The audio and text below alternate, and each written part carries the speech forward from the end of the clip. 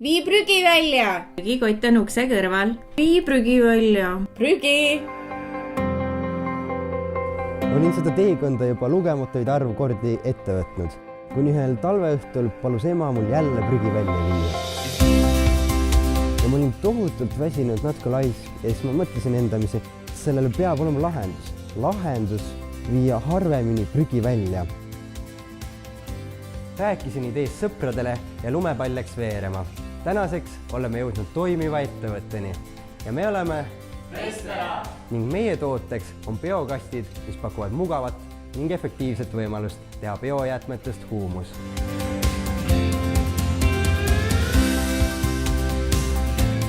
Vestera eesmärk on muuta roheline eluviis nii põnevaks ja mugavaks, et sellest saab elu loomulik osa.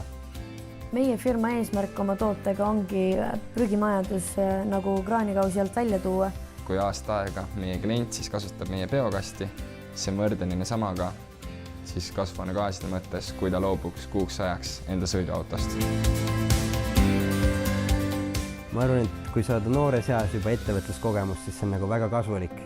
Võrreldes teiste õpilasfirmadega tihti nähakse seda sellise lühiajalise projektina, siis me nägime seda algusest peale sellise suurema plaanina reaalselt midagi ära muuta. See, et ma teen midagi, mis on maailmale kasulik, see aitab kindlasti nagu motiveerida. Et ükskõik mida siin elus nagu ette võtta, et selge on see, et raha ei saa peamine motivaator olla, et siis saab see tegemise rõõm nagu üsna ruttu otsa.